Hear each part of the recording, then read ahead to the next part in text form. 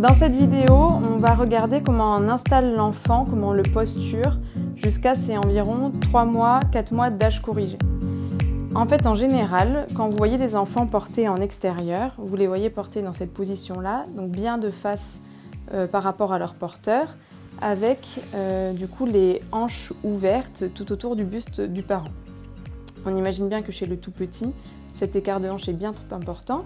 Donc certaines personnes vont conseiller de porter l'enfant comme ceci, avec les petites hanches bien regroupées. Donc moi, cette posture, elle ne me convient pas bien parce que avec la marche et toutes les oscillations que ça va créer au niveau de la tête, ça va être très inconfortable pour le tout petit.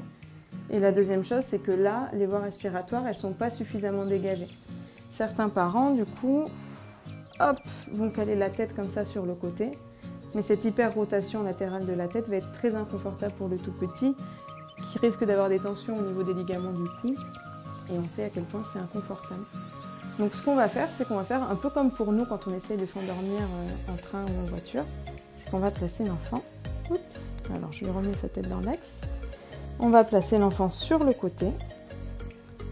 Voilà, donc avec sa tête au niveau de notre clavicule, son bassin bien enroulé. Donc sa tête, elle est dans l'axe de sa colonne, ses jambes bien remontées. Il a souvent une main qui va passer sous le bras du porteur. Parfois, elle va passer là-haut. Ça dépend un peu de notre propre morphologie. Moi, je suis plus confortable comme ça. Et son autre main qui vient au niveau du visage. Quand l'enfant sera un petit peu plus grand, on pourra lui mettre ses deux mains devant. Comme ça, quand il aura à peu près 1 mois et demi. Mais chez nos tout petits qui ont encore un tonus très faible, ils risquent un petit peu de s'affaisser comme ça vers l'avant. Donc pour s'assurer une sécurité, dans un portage dynamique, on va les porter comme ça. Et évidemment, à la maison, ce sera bien mieux de porter l'enfant comme ça pour éviter qu'il soit trop en extension. Hop, donc voilà l'idée. On va essayer de faire en sorte que ces voies respiratoires soient bien dégagées, le bassin bien enroulé, la tête dans l'axe de la colonne, une main au visage. Donc cette position, on va la garder jusqu'aux 3-4 mois de l'enfant. Je rappelle qu'après 1 mois à peu près, on peut porter l'enfant comme ça. Et après 3-4 mois, quand le repère, c'est quand l'enfant attrape ses genoux avec ses mains, on va pouvoir du coup mettre l'enfant à ce moment-là de face parce qu'il aura les hanches suffisamment larges.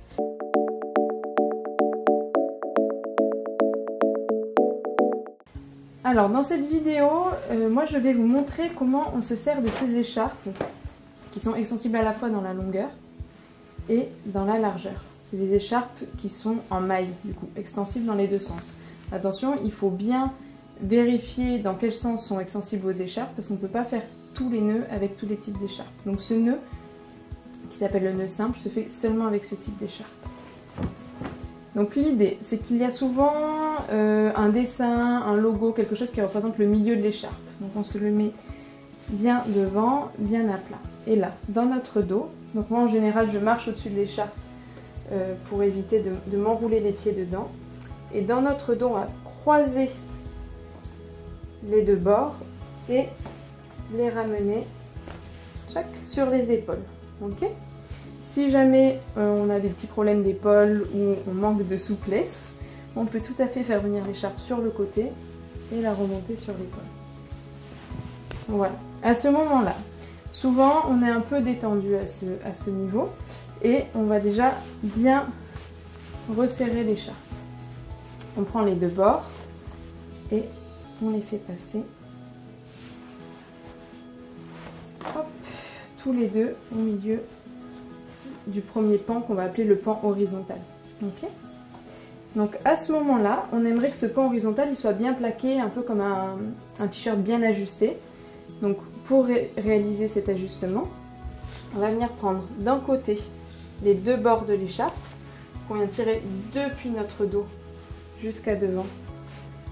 Hop, pour bien les resserrer, on tire en bas et on fait pareil de l'autre côté.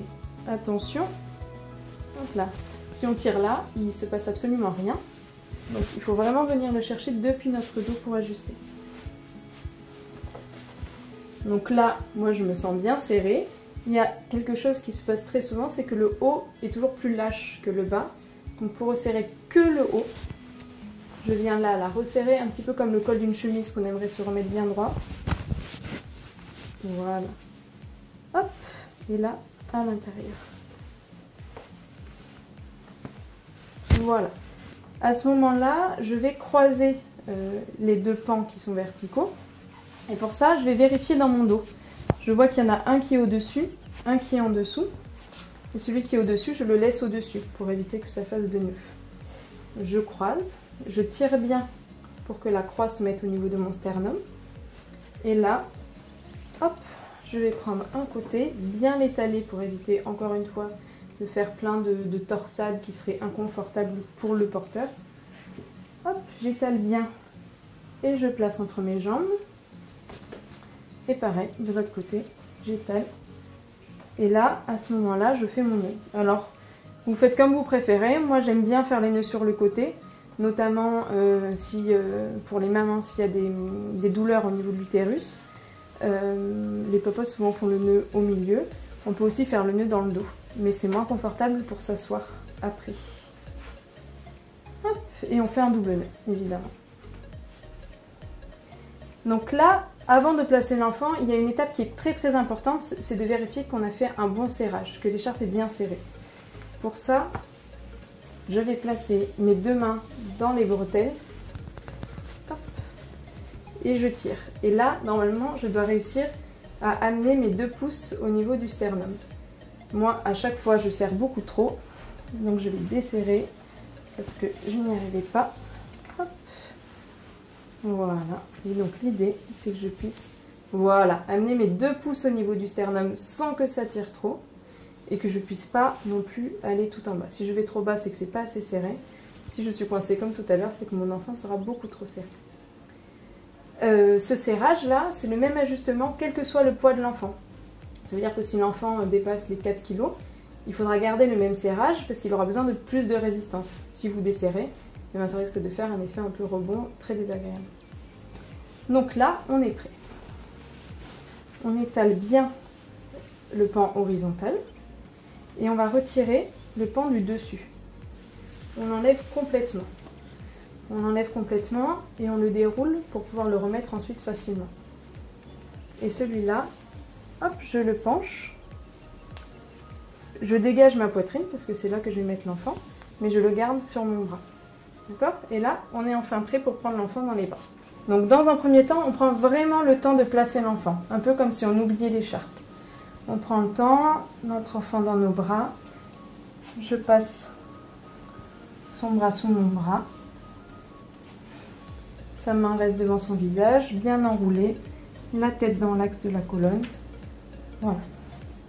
Donc je sens que je suis bien. J'aurai ma tête pour tenir sa tête et toujours un avant-bras pour tenir son bassin. Donc quand je suis là, de ce côté, je vais venir attraper la couture qui est en haut pour enrouler le bassin de l'enfant dedans.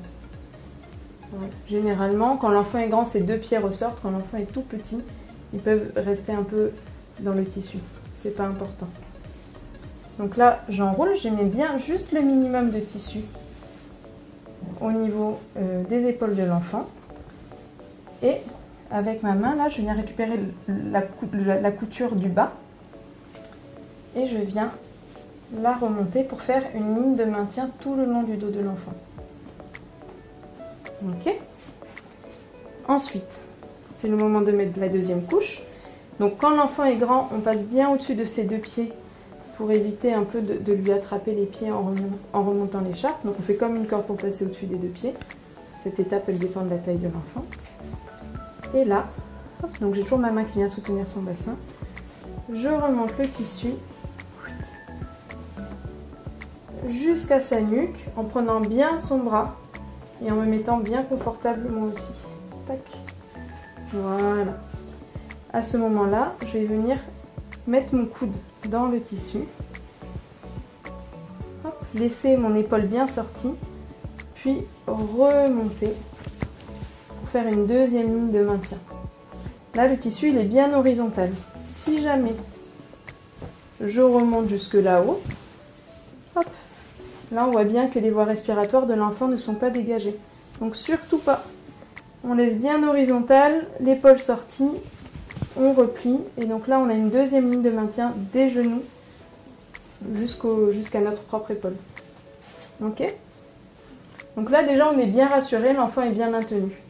mais on va rajouter la troisième couche. On rebelote si l'enfant est grand, comme une corde on passe au-dessus des pieds.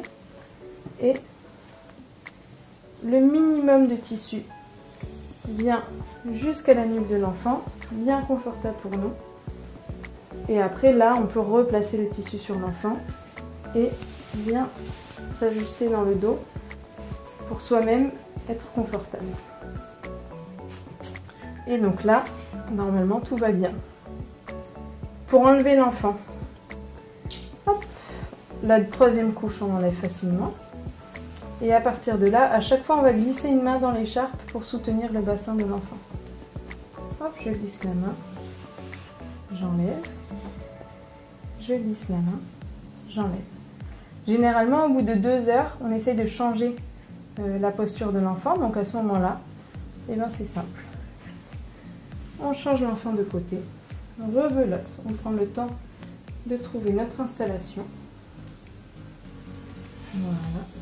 Et on va faire la même chose en symétrie. C'est-à-dire qu'on passe en corde au-dessus des genoux de l'enfant. On remonte jusqu'à la nuque. On fait attention aux bras. Voilà. On tire bien pour que ce soit horizontal et qu'on ait l'épaule dégagée. On remonte pour faire la première ligne de maintien. Et on passe à la deuxième. Pas que je me trompe. Voilà. Pour être sûr qu'on ne s'est pas trompé, on cherche s'il y a l'étiquette ou pas. Là, il n'y a pas l'étiquette, donc je ne me suis pas trompée. Je passe au-dessus des pieds de l'enfant. Tac. Jusqu'à sa nuque.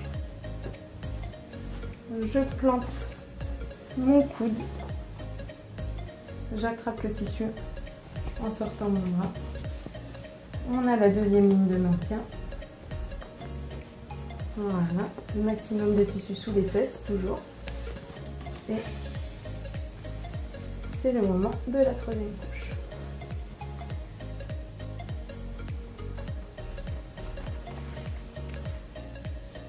Et on se met confortable, comme tout à l'heure. Voilà. Ça va être la position la plus adaptée pour l'enfant jusqu'à environ 3-4 mois. Ensuite, ce sera le même nœud qui pourra vous servir aussi pour placer l'enfant de face. C'est important de le savoir. Tchac. Sauf que là, il aura une jambe de chaque côté.